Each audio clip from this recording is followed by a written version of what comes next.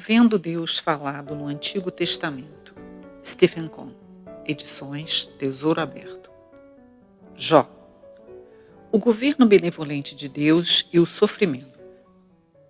Havia um homem na terra de Uz, cujo nome era Jó, homem íntegro e reto, temente a Deus e que se desviava do mal. Nasceram-lhe 7 filhos e 3 filhas. Possuía 7.000 ovelhas, 3.000 camelos, 500 juntas de bois e 500 jumentas. Era também muito numeroso o pessoal ao seu serviço, de maneira que este homem era o maior de todos os do Oriente. Seus filhos iam às casas uns dos outros e faziam banquetes, cada um por sua vez, e mandavam convidar as suas 3 irmãs a comerem e beberem com eles. Decorrido o turno de dias de seus banquetes, chamava Jó a seus filhos e os santificava. Levantava-se de madrugada e oferecia holocaustos, segundo o número de todos eles, pois dizia: talvez tenham pecado os meus filhos e blasfemado contra Deus em seu coração. Assim o fazia Jó continuamente. Num dia em que os filhos de Deus vieram apresentar-se perante o Senhor, veio também Satanás entre eles. Então perguntou o Senhor a Satanás: de onde vens? Satanás respondeu ao Senhor e disse: de rodear a terra e passear por ela. Perguntou ainda o Senhor a Satanás: observaste o meu servo Jó? Porque ninguém há na terra semelhante a ele, homem íntegro e reto, temente a Deus e que se desvia do mal. Então respondeu Satanás ao Senhor: porventura, Jó debalde teme a Deus? Acaso não o cercaste com sebe, a ele, a sua casa e a tudo quanto tem? A obra de suas mãos abençoaste, e os seus bens se multiplicaram na terra. Estende, porém, a mão, e toca-lhe em tudo quanto tem, e verás se não blasfema contra ti na tua face. Disse o Senhor a Satanás: eis que tudo quanto ele tem está em teu poder. Somente contra ele não estendas a mão. E Satanás saiu da presença do Senhor. Jó 1, 1 a 12. Então respondeu Jó ao Senhor: bem sei que tudo podes, e nenhum dos teus planos pode ser frustrado. Quem é aquele, como disseste, que sem conhecimento encobre o conselho? Na verdade, falei do que não entendia, coisas maravilhosas demais para mim, coisas que eu não conhecia. Escuta-me, pois, havias dito, e eu falarei. Eu te perguntarei, e tu me ensinarás. Eu te conhecia só de ouvir, mas agora os meus olhos te veem. Por isso me abomino e me arrependo no pó e na cinza. Jó 42, 1 a 6. Oremos. Querido Pai Celestial, ao estarmos em Tua presença, rogamos que a luz da Tua face venha brilhar sobre nós.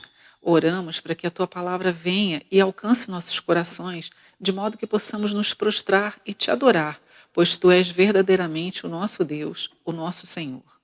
Fazemos este pedido no Teu precioso nome. Amém. Existe amplo reconhecimento de que Jó é o livro mais antigo em toda a Bíblia. A história de Jó aconteceu no tempo dos patriarcas, provavelmente depois de Abraão e certamente antes de Moisés. Esse livro foi escrito antes que Moisés escrevesse o Pentateuco. Não sabemos quem foi o autor desse livro. É possível que o próprio Jó o tenha escrito. Segundo o Talmud judaico, o autor foi Moisés. É pouco provável que isso tenha ocorrido, embora Moisés tenha introduzido o livro de Jó no cânon sagrado hebraico. Ele deve ter ouvido a história quando fugiu do Egito e peregrinou pela terra de Midian. Portanto, ele apresentou a história de Jó aos filhos de Israel e, daí em diante, ela foi repassada às gerações futuras. Se essa hipótese for verdadeira, configura-se um quadro muito interessante e instrutivo, pois o primeiro livro da Bíblia não trata com a nação de Israel.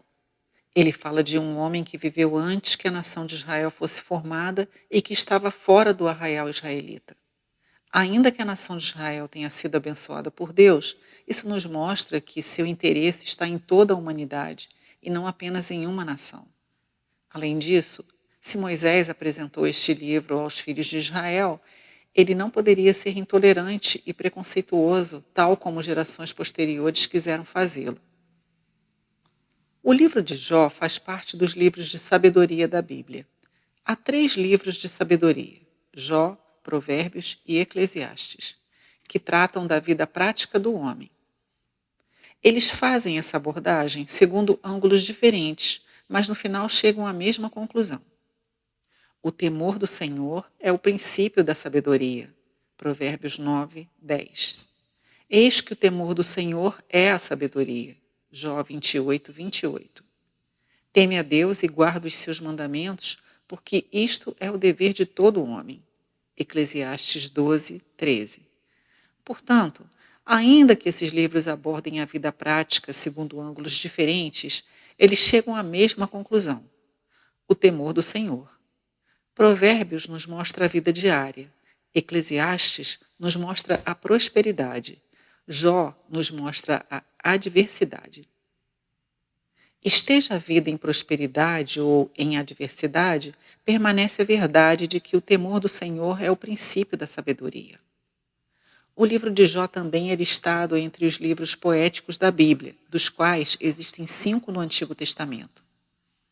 Tirando-se os capítulos 1 e 2, o capítulo 42, 7 a 17 e algumas outras porções escritas em prosa, todo o resto do livro, capítulos 3 até 42, 6, foram escritos em forma poética. Por essa razão, o livro de Jó é também classificado entre os livros poéticos. Esses livros tratam das questões relacionadas à vida em todas as eras. Jó lida com a questão do sofrimento. Os Salmos abordam a questão da adoração. Provérbios trata da questão da conduta da vida cotidiana. Eclesiastes lida com a questão do supremo objetivo da vida.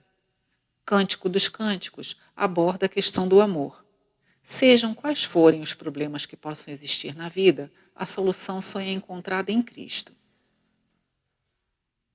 Jó era uma pessoa real. O nome Jó em hebraico significa o afligido, o perseguido. Em árabe, este nome significa aquele que muda totalmente de direção, se arrepende e retorna a Deus. Jó era uma pessoa real que vivia na terra de Uz. Ele não é um personagem imaginário. Sua história não é ficção, mas fato. Sabemos que Jó foi uma pessoa real porque seu nome é mencionado em outros lugares nas Escrituras. Ezequiel 14, 14 e 20 menciona Jó como um dos 3 homens justos sobre a terra, junto com Noé e Daniel. Sendo reconhecido que tanto Noé como Daniel foram pessoas reais, Jó também foi uma pessoa real. No Novo Testamento, a Epístola de Tiago, 5, 11, menciona a paciência de Jó. Portanto, ele foi uma pessoa real. Esse homem viveu na terra de Uz, cujo nome significa solo macio, arenoso. Nos tempos antigos, seguidamente um lugar recebia o nome de uma pessoa que vivia lá. Assumindo essa hipótese, ao procurar algum homem chamado Uz no Antigo Testamento, descobrimos que existem 3. O primeiro está em Gênesis 10, 23. Este Uz era o neto de Sem, que por sua vez era um dos 3 filhos de Noé. O segundo indivíduo com esse nome está em Gênesis 22, 21. Trata-se de Uz, o primogênito de Naor, o irmão de Abraão. Finalmente, em Gênesis 36, 28, há um terceiro Uz que era descendente de Esaú. Quem era a pessoa que viveu na terra de Uz? Vou expressar meu sentimento pessoal e você pode tirar suas próprias conclusões. O Uz que deu nome à terra provavelmente foi o segundo acima mencionado, que era primogênito de Naor, o irmão de Abraão. Qual é o fundamento para essa conclusão? Na parte final do livro de Jó, aparece em cena um jovem chamado Eliú, que era buzita, ou seja, da terra de Buz. Em Gênesis 22, 21, descobrimos que Naor tinha outro filho além de Uz, cujo nome era Buz. Essa ligação sugere que Eliú era parente de Jó, sendo ambos descendentes de Naor. Portanto, esse é meu entendimento, mas trata-se apenas de uma hipótese. Você pode aceitá-la ou deixá-la de lado. De todo modo, sabemos que esse homem vivia na terra de Uz. O local provável da terra de Uz é a parte norte do deserto da Arábia. Jó habitou na região que fica entre a Palestina e o rio Eufrates. Ele viveu nos dias dos patriarcas. Segundo o texto original, 1:1, Jó era um homem perfeito e reto, mas não no sentido de perfeição sem pecado. Seu coração é que era perfeito para com Deus. Ele era íntegro, temia a Deus e se desviava do mal. O temor do Senhor era o segredo de sua perfeição. Sua atitude de desviar-se do mal era o resultado de sua retidão. Jó era um homem bom. Na realidade, não havia ninguém tão perfeito e reto como Jó naquela época. Ele também era um homem rico, sendo dono de muitas ovelhas, camelos e jumentas, além de ter muitos servos. Provavelmente ele era um chefe, um príncipe ou até mesmo um rei. Dentre os sábios do Oriente, Jó era o maior. O termo sábios do Oriente se refere a homens que viveram do Egito até o rio Eufrates e que eram notáveis por sua sabedoria. Quando Cristo nasceu, sábios do Oriente vieram vê-lo. Muito provavelmente, Jó estava entre esses homens sábios de sua época, sendo, na verdade, o maior dentre eles. Além disso, ele era um homem que servia a Deus, pois várias vezes ao longo do livro Deus diz: meu servo Jó. Nos tempos dos patriarcas, o cabeça da família também era seu sacerdote. Nessa função, ele oferecia sacrifícios por seus filhos para fazer expiação por eles. Jó tinha uma família onde havia muita felicidade. Ele tinha 7 filhos e 3 filhas, sendo que todos eram boas pessoas e se amavam uns aos outros. Sua família era caracterizada pela unidade e pela felicidade. Dentre todas as coisas que você poderia esperar de uma pessoa na Terra, Jó era o melhor exemplo. O governo benevolente de Deus. O livro de Jó é muito precioso. Existem muitas lições práticas de grande importância que podemos aprender nesse livro. Entretanto, para mim o ensino central de Jó diz respeito à soberania de Deus, ao governo de Deus. Nosso Deus é o Criador e o soberano do universo. Todo o governo pertence a ele.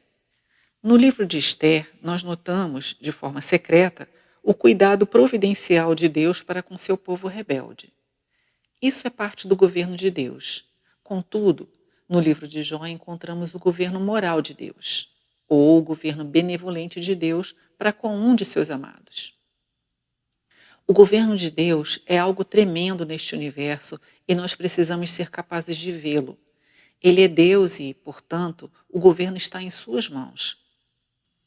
Ele estabelece leis e revoga leis sobre todas as coisas. Seu governo é ao mesmo tempo legal e benevolente. O aspecto legal diz respeito ao direito que ele tem de governar e legislar. Ele pode fazer qualquer coisa que desejar e ninguém deve questioná-lo. Esse é o sentido legal de seu governo. Todavia, seu governo é benevolente, sempre voltado para nosso bem. Eu é que sei que pensamentos tenho a vosso respeito, diz o Senhor. Pensamentos de paz e não de mal, para vos dar o fim que desejais. Jeremias 29:11. Davi igualmente declarou: que preciosos para mim, ó Deus, são os teus pensamentos, e como é grande a soma deles. Salmo 139:17. Desse modo, sabemos que os pensamentos de Deus para conosco são benevolentes. Seu governo para conosco está voltado para a paz e não para o mal. No entanto, os pensamentos de Deus são mais altos que nossos pensamentos e seus caminhos mais elevados que nossos caminhos. Por causa disso, muitas vezes não entendemos as coisas que acontecem. Questionamos o governo de Deus e sua forma de tratar conosco. Queremos que Deus nos explique por que as coisas ocorrem de certa forma. Temos o costume de não aceitar aquilo que não podemos explicar. Há vezes em que chegamos a nos rebelar. Essas são reações tipicamente humanas. Entretanto, precisamos entender que Deus não precisa explicar-nos todas as coisas. Ele tem uma razão para tudo que faz, mas não necessita explicar suas razões. Além disso, mesmo que ele explicasse seus motivos, isso talvez não terminasse com o nosso dilema.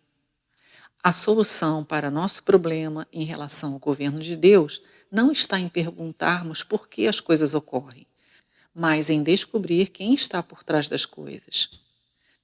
Se nós virmos a Deus, se nós o conhecermos e soubermos quem Ele é, então tudo estará resolvido. Infelizmente, isso é algo muito difícil para nós. Sofrimento. No livro de Jó, o governo de Deus está especificamente relacionado à questão do sofrimento. Esse é um problema que perdura por todas as eras. Por que existe o sofrimento? Deus deseja que soframos? Quem deve sofrer? Quais as consequências do sofrimento? Na verdade, Deus não deseja que soframos. Seus pensamentos para conosco são de paz e não de mal. Então, por que existem sofrimentos sobre essa terra? Se nosso desejo for chegar às origens do problema, iremos perceber que o sofrimento é o resultado do pecado. Quando o pecado entrou neste mundo, imediatamente a terra foi amaldiçoada e o sofrimento começou. O homem passou a suar para ganhar a vida e a mulher passou a sofrer dores para ganhar filhos. Portanto, de maneira geral, o sofrimento é o resultado do pecado. Por causa do pecado, o sofrimento é a norma de vida sobre esta terra. Contudo, damos graças a Deus, pois Ele pode tornar o sofrimento em algo benéfico e educativo para os filhos de Deus na atualidade. Deus usa o sofrimento para que seus filhos amadureçam e alcancem a filiação. Somente Deus pode fazer isso. Ele está fazendo isso hoje com seus amados. Infelizmente, são muitas as vezes que não entendemos isso. Nós pensamos que não merecemos sofrer. Por que Deus não nos faz prosperar? Algumas vezes chegamos a pensar que Ele não está procedendo de acordo com aquilo que prometeu. Pensamos que, se temermos a Deus, certamente seremos abençoados por Ele. Se o seguirmos e fizermos sua vontade, nenhum sofrimento haverá de vir sobre nós. Por causa disso, quando vem o sofrimento, ficamos escandalizados, ofendidos com o Senhor. Ficar escandalizado com o Senhor é uma lição essencial que precisamos aprender. Na verdade, ser escandalizado pelo Senhor não é uma experiência para alguém recém-nascido de novo.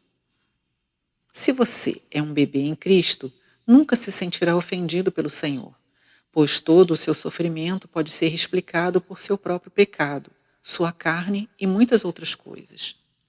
Às vezes, pensamos que o Senhor está contra nós, mas logo descobrimos que é nosso próprio pecado, nossa carne ou o mundo que nos agridem e não o Senhor. Todavia, existem aqueles que realmente amam ao Senhor e são totalmente consagrados a Ele. Algumas vezes, o Senhor não age com eles de acordo com sua promessa.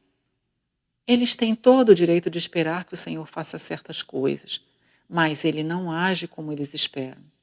Nesse ponto, ficar escandalizado com o Senhor se torna um grande problema. João Batista chegou perto de ser escandalizado pelo Senhor. João era alguém que conhecia o Senhor, tendo sido seu precursor e tendo dado bom testemunho dele. Estando na prisão, ele esperava que o Senhor fizesse algo em seu favor e tinha todo o direito de esperar isso. O Senhor estava fazendo coisas para outras pessoas, mas nada fazia em favor de João, que era o mais próximo dele. Então o Senhor declarou: sim, eu estou fazendo todas as coisas, eu curo os doentes, eu abro os olhos dos cegos, eu ressuscito os mortos. Contudo, nada faço em seu favor. Se você não ficar escandalizado com isso, será abençoado.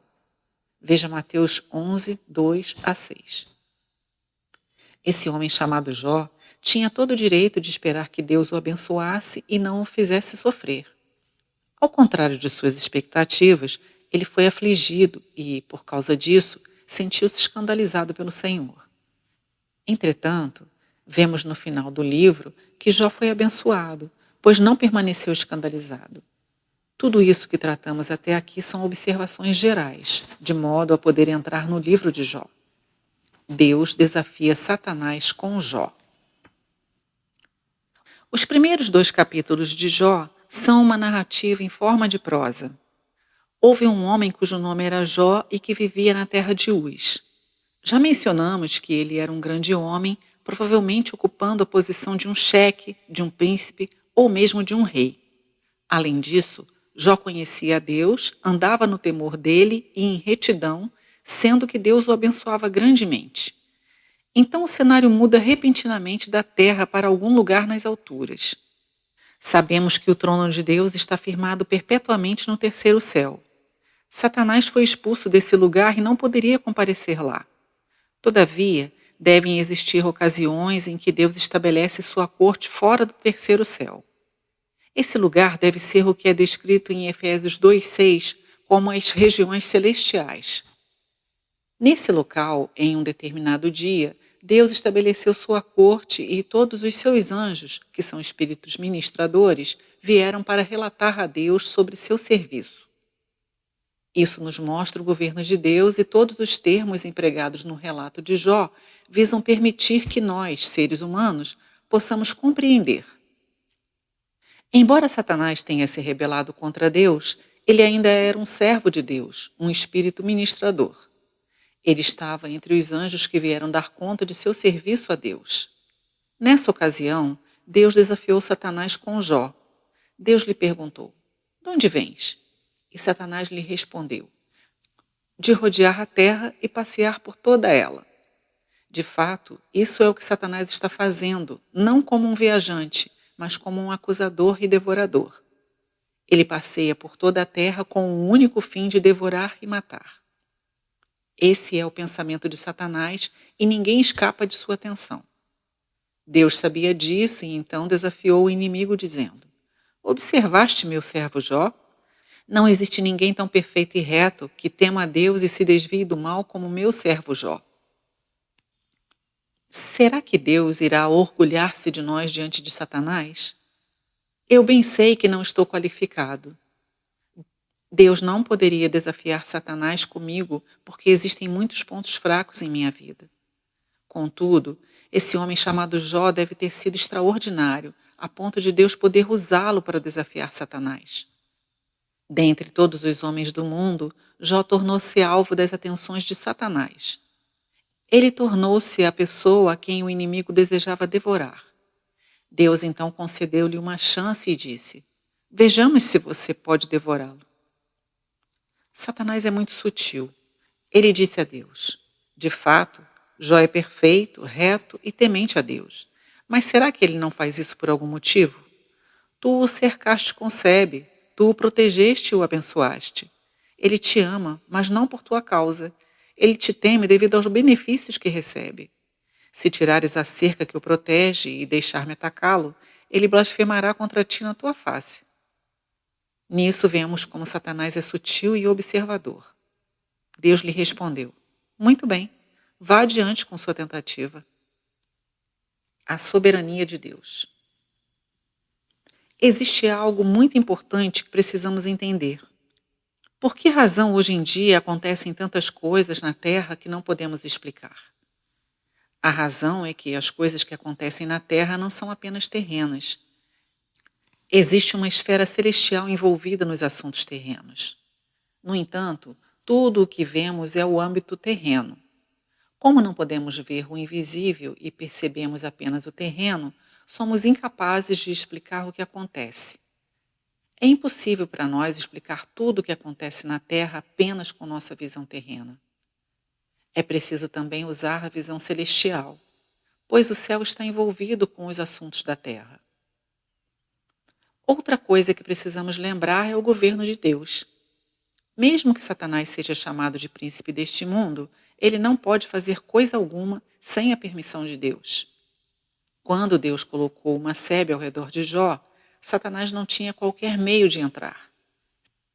Se Deus não desse permissão, ele não poderia tocar nem mesmo em uma ovelha ou mula de Jó. Nisso vemos como o governo de Deus é benevolente. Como deveríamos amar esse governo? Algumas vezes, quando o governo de Deus é mencionado, ficamos temerosos. Contudo, ele é a coisa mais abençoada que existe. Se não fosse pelo governo de Deus, onde estaríamos? Até mesmo os fios de cabelo de nossa cabeça estão contados. Quando um pássaro, sem valor algum, cai sobre a terra, Deus está junto dele. Tal é o governo de Deus. Você lembra quando o Senhor Jesus disse a Pedro que Satanás havia pedido permissão para peneirá-lo? Deus concedeu permissão, mas o Senhor disse: Eu roguei por ti, para que tua fé não desfaleça. O governo de Deus é algo maravilhoso. Diariamente vivemos debaixo de seu cuidado governamental. Nada pode nos acontecer sem sua permissão. Entretanto, algumas vezes, ele permite que ocorram coisas que não esperamos, com o propósito de nos aperfeiçoar, de nos fazer maduros e nos levar à filiação. A fidelidade de Jó. Deus concedeu permissão a Satanás para atacar Jó. Logo em seguida, podemos ver quão feroz e cruel é o inimigo de Deus. Ele não tem piedade nem compaixão.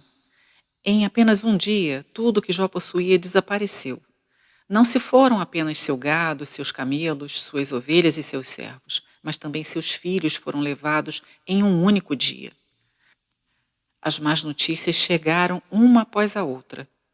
Quando Jó terminou de ouvi-las, rapou a cabeça, prostrou-se em terra e adorou a Deus. E disse: Nu saí do ventre de minha mãe e nu voltarei. O Senhor o deu e o Senhor o tomou. Bendito seja o nome do Senhor. Em tudo isto Jó não pecou, nem atribuiu a Deus falta alguma. Jó 1, 21 e 22. Em outro dia em que Deus reuniu sua corte nas regiões celestiais, Satanás novamente apareceu entre os anjos. Deus o desafiou novamente. Te dei permissão para atacar Jó e tu o fizeste. Qual foi o resultado? Ele blasfemou na minha face? Toda a sutileza de Satanás se revela em sua resposta. Pele por pele, e tudo quanto o homem tem dará pela sua vida. Basta tocares seu corpo e então verás. Nunca espere qualquer misericórdia da parte de Satanás. Deus então respondeu: Você pode fazer isso, mas deixe-o viver. Faça tudo o que quiser, mas não tire sua vida. Deus estava confiante em relação a seu servo. Portanto, Satanás imediatamente se lançou sobre Jó, atacando-o com tumores. Alguns estudiosos pensam que essa doença é o tipo de lepra chamada elefantíase, pois Jó ficou inchado ao ponto que suas pernas pareciam como de um elefante. Por causa de sua doença, ele se tornou um excluído, não podendo mais viver em casa ou no convívio social. Ele passou a viver no lugar onde o lixo era queimado, em grande sofrimento. Todos o abandonaram e sua própria mulher lhe disse: Amaldiçoe a Deus e morra, pois já não há nenhuma esperança. Jó então respondeu: Temos recebido o bem de Deus e não receberíamos também o mal? Em tudo isso, não pecou Jó com os seus lábios. Jó 2, 10. Esse era um homem com quem Deus podia desafiar Satanás. Por meio dele, Satanás foi silenciado. Esse homem não pecou. Ele temia a Deus e o adorava. Ele recebia tanto o bem como o mal da parte de Deus. Ele não amaldiçoaria a Deus nem pecaria contra ele. Contudo, isso é apenas o começo da história. Os amigos de Jó. 3 dos amigos de Jó ouviram a respeito do que lhe ocorrera e vieram para confortá-lo. Eles viviam na mesma região, ou seja, entre o Egito e o rio Eufrates, mas fora da Palestina. Eles estavam entre os homens sábios do Oriente e eram amigos de Jó. Hoje em dia, sempre que se mencionam os amigos de Jó, nós os condenamos imediatamente. Todavia, devemos ser cautelosos. Imagine a situação em que Jó estava como um excluído, um leproso expulso da sociedade. Ninguém ousava se aproximar dele. Jó estava completamente isolado. A amizade desses 3 homens por ele era tão forte que eles se dispuseram a vir confortá-lo. Eles eram bons amigos, embora suas palavras de conforto não fossem boas. Quando eles viram Jó, não foram capazes de identificá-lo, pois ele estava irreconhecível. Então eles choraram com seu amigo e sentaram-se juntos por 7 dias e 7 noites sem dizer uma palavra. Naquela época, esse era o costume no Oriente para lamentar os mortos. Eles fizeram lamentação por Jó como se ele estivesse morto. Entretanto, Foi essa solidariedade de seus amigos com o seu sofrimento que acabou por derrubá-lo. O feroz ataque de Satanás não foi capaz de abalar sua integridade, mas a terna simpatia de seus amigos o derrubou. Isso ocorre em quase todas as situações. Jó e o temor do Senhor. Jó começou amaldiçoando o dia de seu nascimento diante de seus amigos. Ele não ousaria amaldiçoar a Deus, mas fez isso com seu próprio nascimento.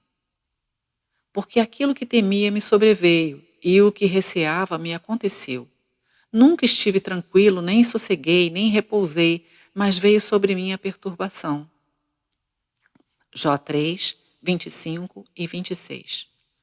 Devido à terna simpatia de seus amigos, Jó começou a abrir-se e logo começamos a ver o que realmente havia em seu interior. De fato, Jó temia Deus, mas com o temor de um servo e não com o temor de um filho. Ele temia pecar contra Deus e era capaz de evitar toda forma de pecado contra ele. Jó era capaz de fazer tudo corretamente diante de Deus. Contudo, em seu interior havia um temor que o levava a perguntar-se: o que poderá me ocorrer se algum dia eu escorregar? Então não estarei mais seguro, nem em descanso. Existe uma grande diferença entre temer a Deus como um servo e temer a Deus como um filho. Quando você teme a Deus como servo, você fica diante dele com temor e tremor. Você nunca está seguro e não consegue descansar. Sempre há o temor de que você faça algo errado e o castigo venha sobre sua vida. Esse é o temor de um servo. Entretanto, o temor de um filho é diferente. O filho teme o pai, mas também confia nele. Não importa o que aconteça, o filho sabe que o pai o ama.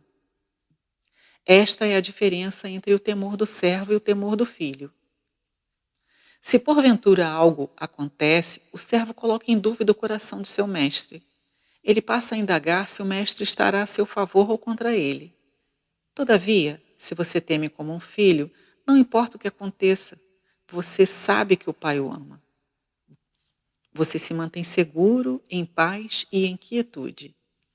Mesmo que Jó fosse perfeito e reto, temesse a Deus e se desviasse do mal, ele ainda não havia alcançado a filiação. Ele ainda estava servindo a Deus como um servo. Por causa disso, quando aconteceram coisas que ele não esperava, Jó ficou perplexo. Ele caiu por terra e ficou totalmente perdido. Jó sabia que era um homem justo. Ele não havia pecado, embora reconhecesse que nenhum homem era perfeito ao ponto de não pecar. Entretanto, por ser justo diante de Deus, não podia entender por que Deus não vinha defendê-lo. Parecia que Deus estava contra ele. Ele não compreendia aquela situação e estava perdido. As diferentes visões do sofrimento. A discussão entre Jó e seus três amigos encontra-se do capítulo 3 ao 31. Esses capítulos são apresentados em um belo formato poético, no qual existem 3 ciclos de discussão. Os sábios do Oriente costumavam sentar-se juntos e discutir problemas filosóficos. Nessa ocasião, eles discutem o problema do sofrimento desde diferentes ângulos.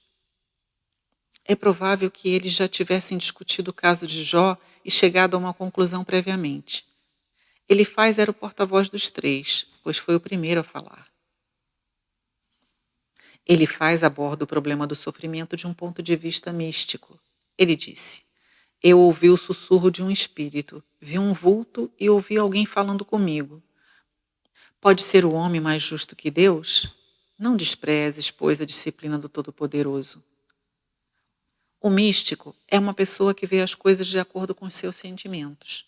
Portanto, sente que não há homem mais justo do que Deus e isso é verdade. O segundo amigo de Jó, Bildade, trata o tema do sofrimento segundo as tradições dos pais. Ele afirma: pergunta às gerações passadas, considera e atenta à experiência dos pais. A que conclusão eles chegaram nesse assunto do sofrimento? Deus nunca permitirá que um íntegro sofra, nem tomará pela mão os malfeitores. Essa é a conclusão de Bildade. O terceiro amigo de Jó, Zofar, abordou o sofrimento por outro ângulo. Ele era um homem muito dogmático. Zofar conclui dizendo que os olhos dos perversos desfalecerão. Portanto, os três amigos de Jó concluem que seu sofrimento certamente se deve à sua maldade. A regra áurea daqueles dias era que Deus abençoa e faz prosperar o íntegro, e, por sua vez, amaldiçoa e castiga o iníquo. Hoje em dia, muitos ainda têm essa convicção. Essa regra é a lei moral do universo. Em termos filosóficos, você chegará à mesma conclusão, seja do ponto de vista místico, tradicional ou dogmático. A regra áurea da vida é essa: Deus punirá o iníquo e abençoará o íntegro. Em outras palavras, os amigos lhe disseram: Jó, você tem que ter pecado secretamente. Para quem vê de fora, você pode parecer íntegro, mas deve haver algo errado em você, e isso é o motivo do seu sofrimento. Arrependa-se e Deus será misericordioso com você. Essa foi a conclusão dos amigos de Jó. Semeadura e colheita. Em um certo sentido, a lei da semeadura e colheita é universal. Você semeia e depois colhe aquilo que semeou. De Deus não se zomba. Se você semear segundo a carne, vai colher segundo a carne, ou seja, corrupção. Se você semear segundo o Espírito, colherá segundo o Espírito, ou seja, vida eterna. Essa é uma lei verdadeira e Jó, ao argumentar com seus amigos, concordou com ela. Ele cria nisso e, por essa razão, não conseguia entender o que estava acontecendo. Ele estava desnorteado. A lei áurea da semeadura e colheita será efetivada no futuro, mas não no presente.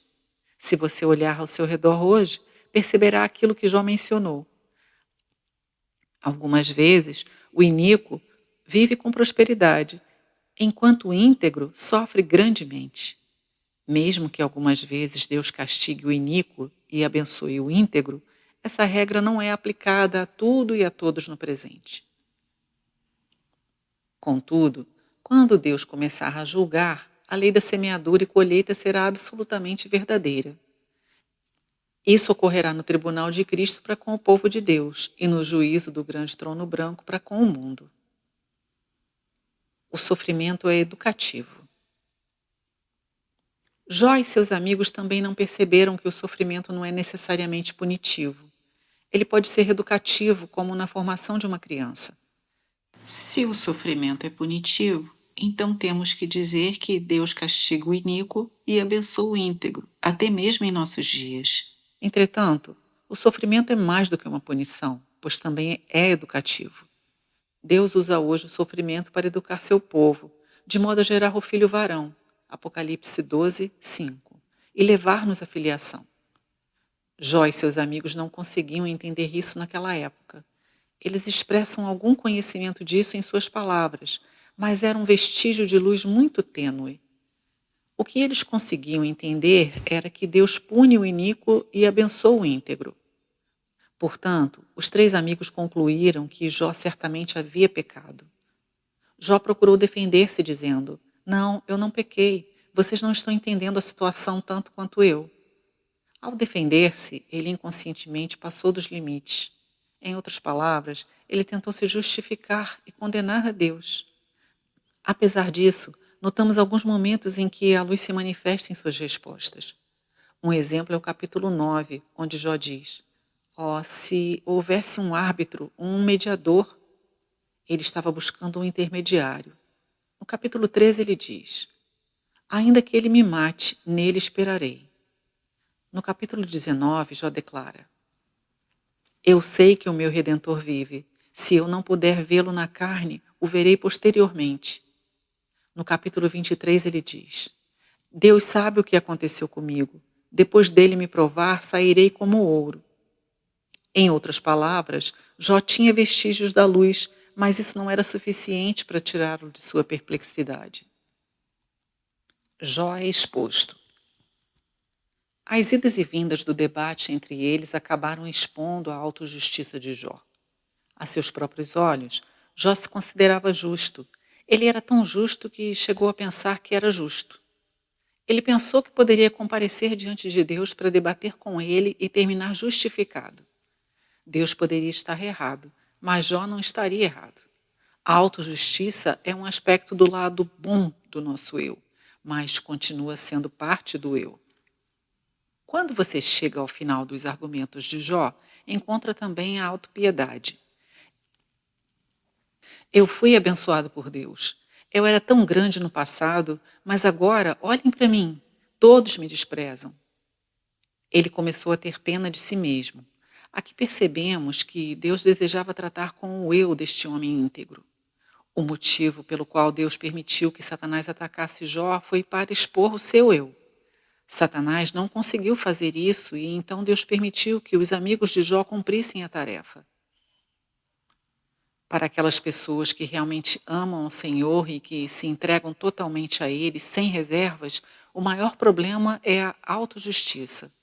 Por meio disso, o eu permanece impedindo o caminho até a filiação, pois, mesmo que pareça algo bom, ainda é o eu e não Cristo. Portanto, Deus permitiu que tudo isso acontecesse para lidar com a parte mais central da vida de Jó, sua autojustiça. Ele teve que ser humilhado. A visão de Eliú. Jó era uma pessoa muito forte. Seus amigos não puderam vencê-lo e foram silenciados. Então, um jovem, que havia esperado até que os mais velhos parassem de falar, entrou na discussão. Segundo o costume oriental, os mais jovens não deveriam abrir a boca enquanto os mais velhos estivessem falando. Quando eles pararam, Eliú começou a falar, capítulos 32 a 37.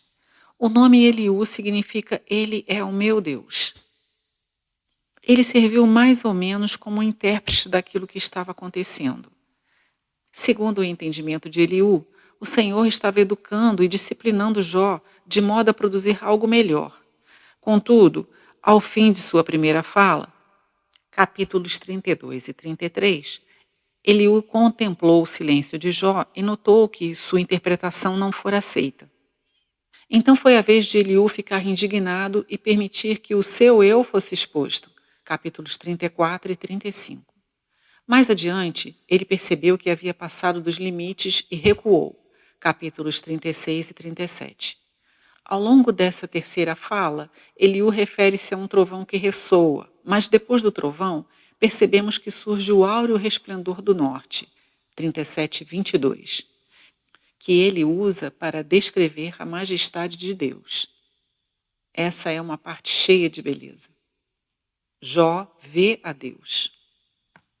Depois que todas essas pessoas tiveram sua oportunidade de falar, Deus começou a falar. Capítulos 38 a 42, 6. Estranhamente, você percebe que Deus não diz nada de novo. Quase tudo que Deus diz pode ser encontrado nas discussões de Jó com seus amigos. Em nenhum momento Deus explica a Jó a causa de seu sofrimento. Ele apenas faz muitas perguntas, tais como: o que você sabe? O que você pode fazer? Quem é você? Deus indaga: onde você estava quando eu lançava os fundamentos da terra? Você sabe onde estão os portões das fontes das águas? Você pode controlar o hipopótamo e o crocodilo? Se o seu conhecimento não é perfeito e se você não consegue controlar o soberbo, por que esse questionamento? Qual é a razão para você tentar defender-se? Por que você me condena? Quem é você? Deus mostrou a Jó quem ele é. Quando Jó ouviu e viu tudo isso, declarou: nada tenho a dizer. Eu não sou nada e ainda menos que nada. Eu me abomino e me arrependo no pó e na cinza. Em outras palavras, ele desistiu de seu eu e de sua autojustiça. Os problemas da vida não são resolvidos perguntando-se por que as coisas ocorrem, mas descobrindo quem está por trás delas. A solução não está naquilo que ouvimos, mas naquele a quem vemos. Você pode ouvir todos os argumentos deste livro, mas isso não vai resolver o seu problema. Contudo, quando você vê a Deus, tudo fica resolvido. Ele é Deus. Acaso ele não tem o direito de fazer o que quiser com você? Será que você não pode confiar nele, já que ele sabe o que está fazendo e faz sempre o melhor para você? Depois que Jó aprendeu sua lição, Deus virou seu cativeiro. Na epístola de Tiago é mencionada a paciência de Jó. Tiago 5, 11. Ele suportou tantos sofrimentos e, ao final deles, vemos o fim que o Senhor lhe deu, pois ele é cheio de misericórdia e compassivo. Se Deus é por nós, quem será contra nós? Deus nos ama tanto que podemos confiar nele como um filho, não importa o que ele faça, seu governo é benevolente. Oremos. Querido Pai Celestial, abre nossos olhos para que vejamos teu governo benevolente. Abre nossos olhos para que vejamos tuas mãos marcadas. Quando colocas tua mão sobre nós, tens em vista nosso bem eterno. Dá-nos fé, amor e confiança. Te louvamos porque estamos em tuas mãos e nada pode tocar-nos. Somente tua mão pode completar-nos. Te pedimos isso em nome de nosso Senhor Jesus. Amém.